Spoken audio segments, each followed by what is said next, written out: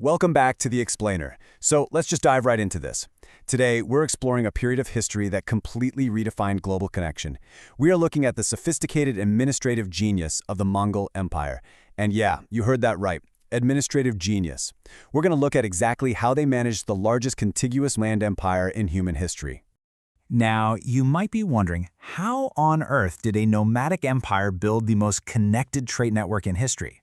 I mean, when most of us picture the Mongols, we think of fierce horseback warriors and massive, destructive conquests, right? But the reality of their long-term rule is fascinatingly different. The answer actually lies in their brilliant logistics and surprisingly modern economic policies. Well, it all comes down to this absolutely crucial concept, the Pax Mongolica, or the Mongol Peace.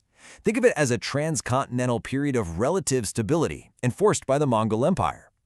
Once the dust of those initial military conquests settled, this overarching baseline of stability allowed for an unprecedented, massive exchange of trade, technologies, and ideologies. Literally, for the very first time, the Pacific coast in the east was directly and safely linked to the Mediterranean in the west under one single administrative umbrella. All right, Section 1, Dawn of Pax Mongolia, building a sustainable system. So, when Genghis Khan united the nomadic tribes back in 1206, and as the empire rapidly expanded, it became glaringly obvious pretty fast that raw military power just wasn't going to cut it for the long haul. To really get how they built the sustainable system, put yourself in the boots of a traveling merchant. Imagine you're out there, an Ortok, a merchant partner acting on behalf of the Mongol elites, leading a caravan on the Silk Road under a setting sun. You weren't just trekking blindly into some unknown wilderness. You were entering a highly regulated transcontinental highway system that moved porcelain, silk, and precious metals across the known world. Moving on to Section 2, the Yam Relay System and Mastering Imperial Logistics. Okay, so the central backbone of this whole transcontinental highway was the Yam Relay System.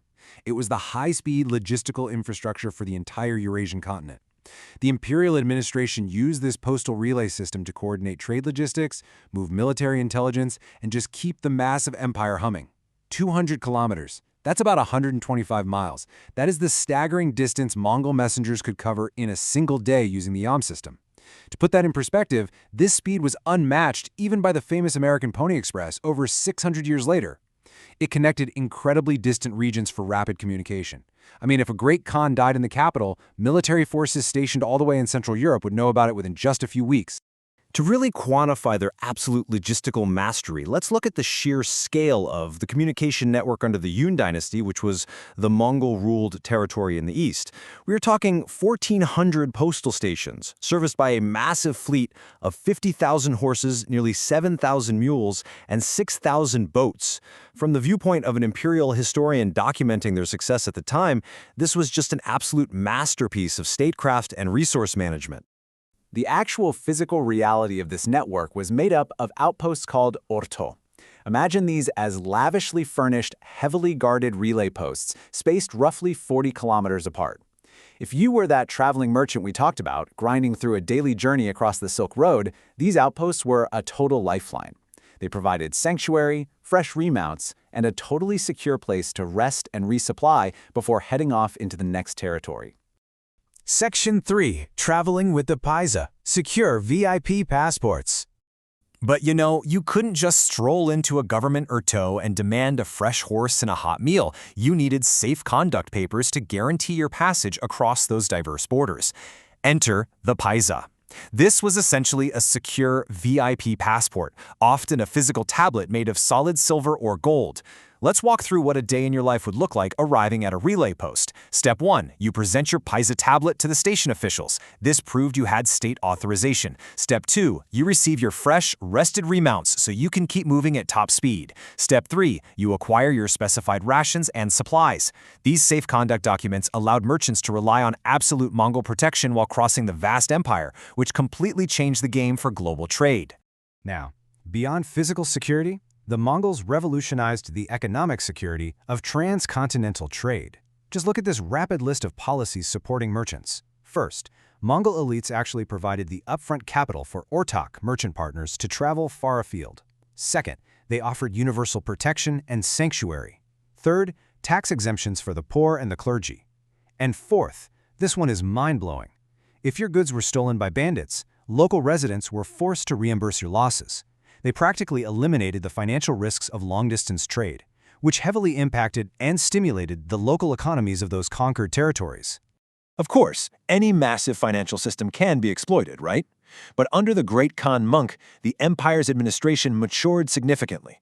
To crack down on financial abuses, Monk sent government officials and imperial investigators to oversee trade, security, and literally prevent money laundering. He ensured fair taxation, and he even paid off all drafts drawn by high-ranking Mongol elites to protect merchants from extortion. It was a remarkably well-regulated economy. All right, Section 4, Freedom of Diverse Faiths and Implementing Religious Tolerance. So, religious tolerance wasn't just some warm, fuzzy modern ideal for the Mongols. It was a highly calculated, brilliant strategy for administrative success and imperial peace. Absolute religious tolerance was hard-coded into Mongol law right from the very beginning by Genghis Khan himself. To avoid internal strife among newly conquered, vastly different peoples, he decreed complete religious freedom. Furthermore, all religious leaders were totally exempt from taxation and public service. This policy directly encouraged scholars, clergy, and merchants from different faiths to cross borders, interact freely, and share ideas without fear of persecution. In practice, this tolerance looked a bit different depending on where you were. Over in the east, under the Yuan dynasty, the Mongol administration embraced and protected Buddhism and shamanism, directly supporting the growth of local monastic communities. Meanwhile, over in the Western Khanates, they integrated and protected Islamic institutions, actually funding mosques and public baths. This overarching Mongol administrative policy provided vital institutional support that allowed vastly different religious communities to thrive simultaneously across the empire.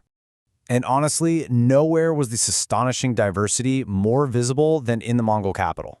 Karakoram's skyline literally featured Buddhist monasteries, Islamic mosques, and Christian churches standing side by side. Paint a vivid picture in your mind of this cosmopolitan hub where diverse faiths just coexisted around incredible architectural wonders. You had merchants from Europe and Asia gathering near Guillaume Boucher's famous silver tree that dispensed drinks for the elites. It was a true melting pot.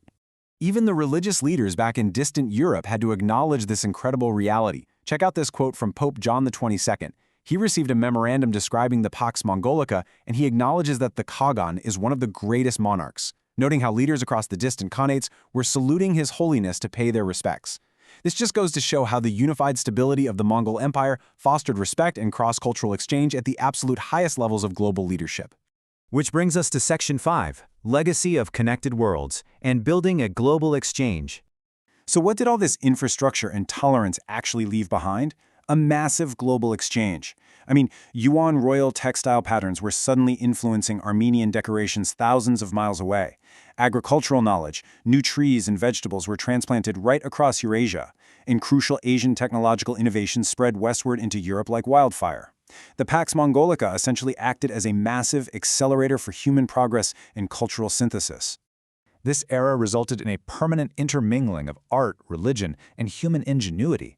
Cultural artifacts freely crossed borders, blending diverse artistic influences in ways never seen before. The physical movement of goods along those Silk Road routes resulted in the permanent exchange of the ideas and technologies that fundamentally shaped the modern world we live in today. But, as you'll see throughout history, this golden age of connection was incredibly fragile. The eventual collapse of the Mongol Empire in the 14th century led to a fractured Silk Road.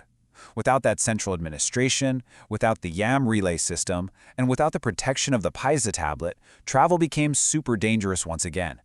Empires retreated into economic isolationism, which really just underscores how insanely unique and ahead of its time this period of enforced globalization truly was.